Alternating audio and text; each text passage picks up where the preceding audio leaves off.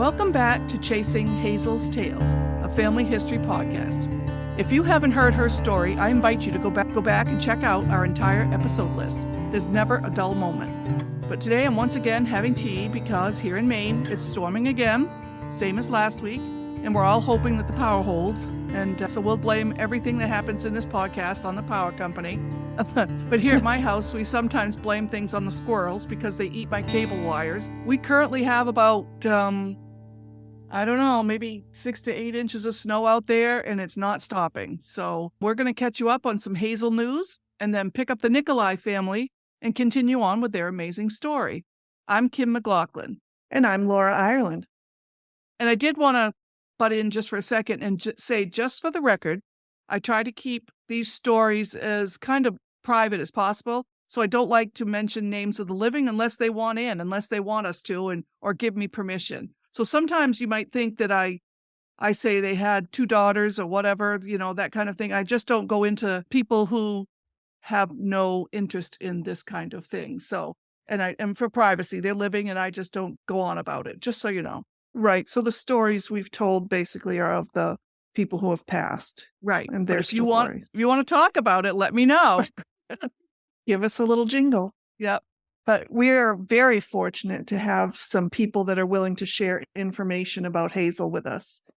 And this past week, like we told you in our last episode, we ended up meeting up with Maxine Perry, who was a neighbor to our family back in the day, and her daughters, Kathy and Paula, and 2 of her nieces, Paula and Carlene, also joined us. And the nieces are to Mona, who we mentioned in the first few episodes. She's the one of the people who knew our grandmother, and our grandmother Hazel made her a dress and all that kind of thing. So, but anyway, this meeting was with Maxine to get her take on what life was like and what she knew about Hazel and our family back in the day, because she was an eyewitness.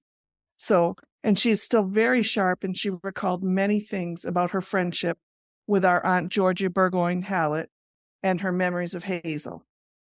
So she said she went to their house a lot on the weekends, and she remembers it just being a happy household, that she and Georgia would help to take care of the younger children, Pat and Roscoe, and that she remembered Hazel loving to have kids over to the house.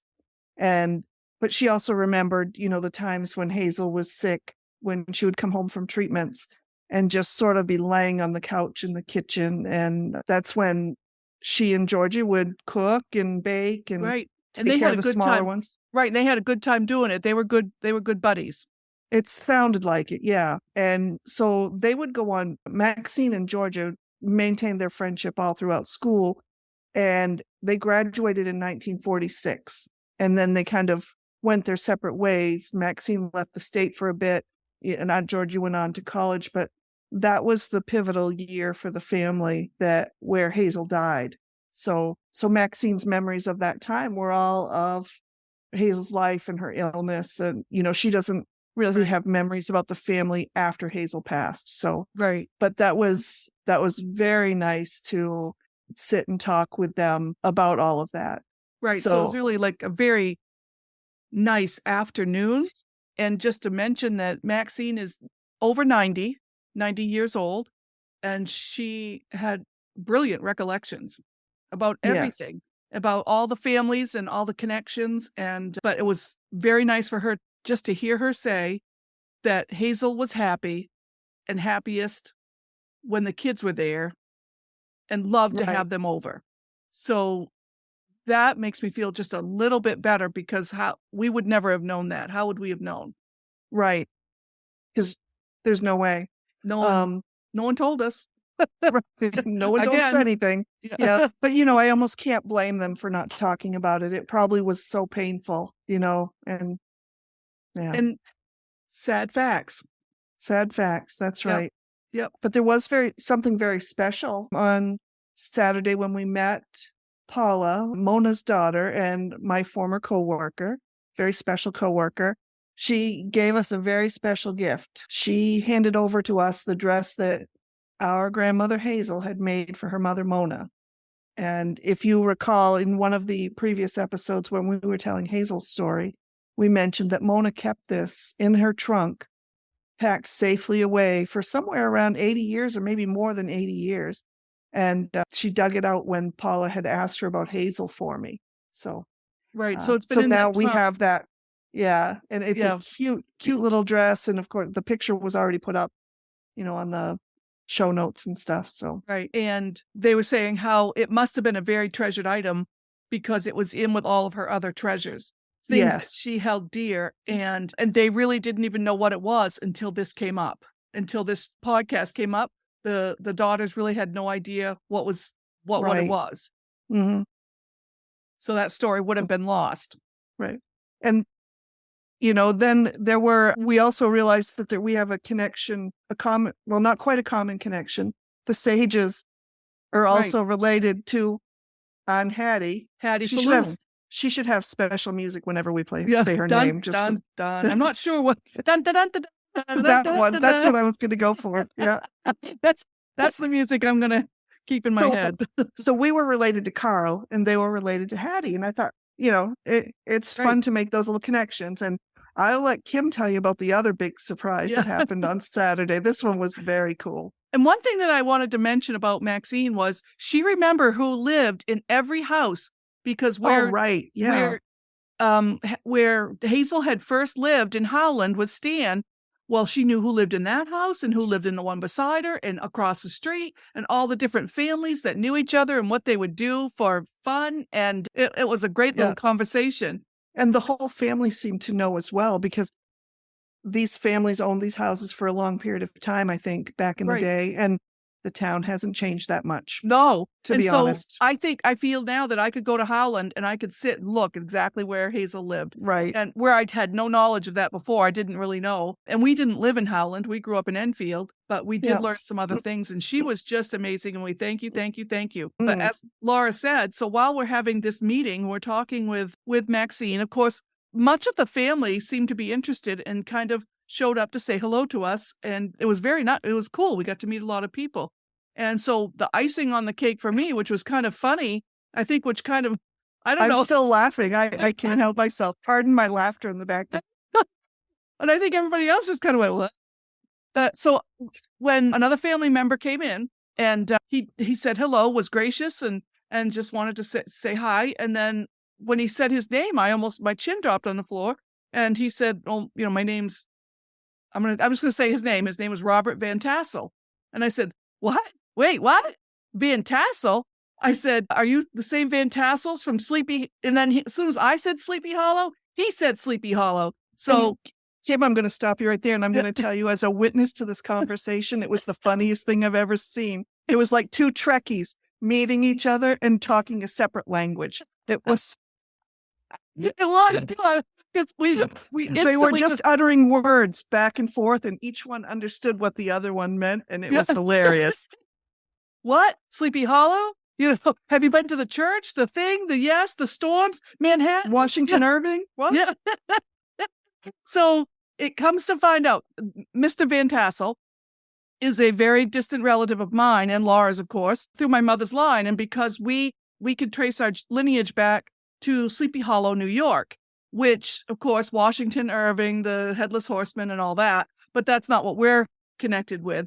But so our family comes from Sleepy Hollow, and they were loyalists and the Dutch Reformed Church, that kind of institution. And way back, we could trace it back to the 1600s very clearly.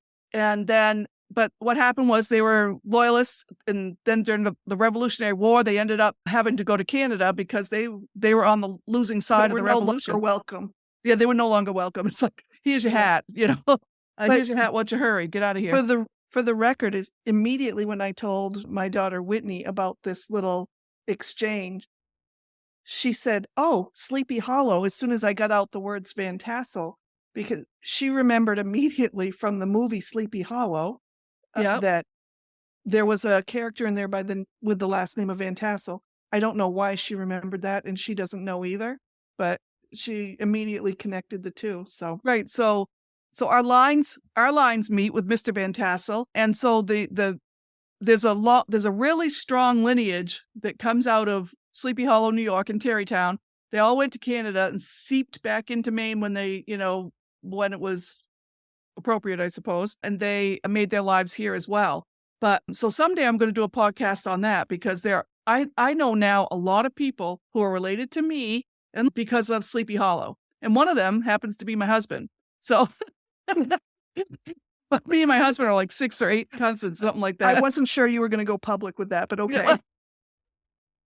But there's others too. So stay tuned for that because Sleepy Hollow is a fun story. And Laura and I thought we might just take it on the road and we might just broadcast from there. That would be really fun. So I don't know. But there's a lot of stories in Sleepy Hollow.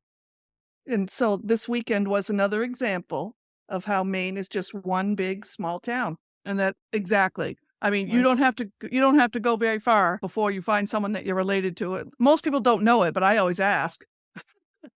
That's the problem. So who's your mother? Where were they born? Where are their people? What's her maiden name? What's her maiden name? That's right. Where's your tree? I need to see your tree. Yeah. And so another thing that we've come to learn is that people who enjoy our podcast, we know you're out there. And there's a few of them anyway. There's a few. And we've heard that you're now going to be put into a group called the Hazelnuts. So I'm not sure. You should be proud. You were proud to be a hazelnut. That's right. That's right. Yeah. So that's enough. Yeah. We just had a really good week and we enjoyed all of our company of the people that we got to talk to. And I now know we're still processing. We're still processing it. My brain anyway is still processing a lot of it. A lot of it. And it was fun. We did. It's a very good time. Very good nice time. Visit. But Mr. Van Tassel also gave me within like 2 seconds his lineage back to 1600. And this did not take long. I think I would like to back in the other room and wrote it down and just handed it over. And I just thought, well, and the thing is, two like minds right here. Yes, so I now have intentions of trying to duplicate his speed. I'm going to see if I can beat him. But so what he does, he also gave you his email. So yeah, I have his email. The thing he noted though was that in 1600, one of the Van Tassel family members did marry did he call it a princess? A Native American? Yes. A Native American princess. And what that means, basically is people always have stories about that Native American princess in their line. But he does have a name of a Native American that was married into the family from the Montauk tribe. So that's on my list of things to do on this really snowy day. I want to check that out because that sounds really interesting. So stay tuned. All right. So now we'll dive back into the Nicolai story. So remember, we're talking about Salvatore and Ruth Nicolai. They're the ones who married in the Boston area and made their home there, only to have Salvatore die at a very young age. And then Ruth and her 4 children went back to Canada, and she remarried, only then to pass from an illness during her pregnancy with her 5th child, a daughter. We left that story last week with the young Nicolai children, Philip, Rosella, Ruth, and Sylvia, and new younger sister, Marilyn Rose Jackson, all in Canada.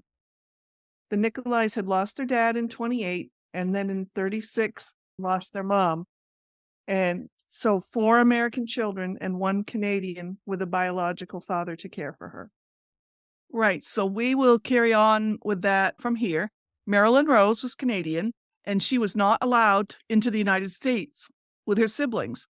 Instead, she stayed in Canada with her dad, and she later married and moved to Manitoba, where she had a son. But, there you go. That must have been such a tough situation to be separated from your siblings. I can only imagine, yeah. Yeah, but even though she was a baby, she never knew any different. But the Ruth's family was split as soon as she passed, and the older 4 left right after she was born, after Marilyn was born. So they were orphans with no citizenship in Canada, and so without their mother. So some choices had to be made. So that's kind of a conversation that's really, that's got to be a tough one because they had to go. They couldn't stay in Canada. So even if there were orphanages, and even if there were someone else, they couldn't stay. And there may be some details there that I'm missing. So what happened next was they had to go. Okay. And so we also mentioned last week Irma Broad Kinney. She was Ruth Broad Nicolai's older sister, only 1 year separating them. And while Ruth Broad was described as adventurous, Irma Broad was not. So Irma Broad had moved to the United States just across the border in Holton, not far from her home, and had her own family with her husband Harvey. So they had 3 children who would be first cousins to the Nicolais. Their names were Leola, Winston, and Shirley, and were pretty similar ages to those Nicolai children. In the same month that their mother died in July of 1936, Irma brought those Nicolai children into her home and raised them alongside her own 3 children. And just a little background on the area of where they were brought up in Weston, Maine. Population is in the low hundreds, anywhere from 228 to I think its highest was 433. And it also Weston borders on Canada, and also has a beautiful lake, Grand Lake, right in the town. And the border between Maine and Canada runs right through the middle of that lake, and I thought that was pretty interesting. And that's where we spent a couple of summers ago. Remember, Yeah, during I COVID, do. we went to Orient, and sometimes our cell phone would ping off Canadian towers. So we were that close. You just throw a rock and hit Canada, but it's beautiful up there. It is a beautiful lake, and they've got that $1 million view that turnout off Route 1. That Right. that was great. And when you were there at that lake and those loons came in, that was the Right. largest number of loons I've ever seen at one time. I Right. don't remember how many there were, but Must have been 12 or 16. And they all something just like went right that. by the camp and were singing their song. Yeah, I've only ever seen like 6 or 7 together at the most. Yeah, this was a But big, what do you call a group of loons? I don't know. I don't know. I'm going to get back to you on that because I don't know, but it was a lot. I'm going to Google it while you. Okay. All right. So we have a timeline of events that were written by the eldest Nicolai child, Philip. So he was older and he probably had more memories of what went on. So, but he recalls when they moved to Holton, it was Holton first, I think, and that and this was how he wrote it, cut foot with axe, nearly bled to death, the summer of 36. That's what he had written. So imagine. Man of few words. What's that? A man of few words. I would imagine, so he was a young man of about 14 when he got there, and he would have to work on the farm, to help and, have to use the axe. Well, cut his foot with it. That can be dangerous. Yeah. They're very dangerous. But he did go on to recover from that, and he mentions he went to school for 3 years in Holton, and then he moved with the entire family to Weston in 1938. He graduated from Danforth High School. His younger sister, Ruth, also recalled working on the farm, and all of them earning their keep. So Ruth had mentioned she was very grateful that Aunt Irma, as they called her, Aunt Irma, took them in and felt all of them contributed on the Kinney farm. She had been dealt a tough hand, but made the best of it. And in her words, her own words, she would say she would endeavor to persevere. And to this day, that's what Andrew's calling sign is, kind of just endeavor to persevere. And Rosella and Sylvia also spent their school years in Weston and graduated from Danforth High. Well, that's really something. There's a lot to be done on a farm, and I'm sure that it sounds like it was a pretty good childhood for them, not for the circumstances that they had. I think that they were, it's a great place to be. They were accepted with their cousins. They became close with their cousins. Yeah. And as far as I know, but I'm going to share some pictures. Like a nice lady. Yeah. I'm going to share some pictures of when the kids were older but they were on the farm. So they're pictures from the farm. And so I'm going to put that on social media because they're great pictures. Okay. So in the 1940 census, the 4 Nicolai children living with their Aunt Irma in Weston, Maine, it also details, the census report details that they were all born in Massachusetts and had lived in Canada in 1935. So it seems that Philip's recollections were pretty good. And in the years between the 1940 and the 1950 census, there'd be a lot of developments. Philip went into the Navy and served during World War II. Then he was married in 1947 and finally settling down in Virginia to raise his family of 3 sons. And Rosella married in 1946, and she lived in Maine where she raised her family of 2 daughters. And then we have Ruth, who happens to be my mother-in-law. So I know a little more. So Ruth was married in 1946 to James McLaughlin. And so these are my in-laws, my mother and father-in-law. They traveled quite a bit when they first got married, as Jim was working and considering where his professional opportunities would be. But they returned to Maine, and they raised their family in Lincoln, and their family grew to a size of 10, 5 boys and 5 girls. And we'll have more on that later. And then there was Sylvia. Sylvia was the youngest, and she was also known as Sibby. She was married in 1948, and she settled in Portland, where she raised her family of 2 daughters.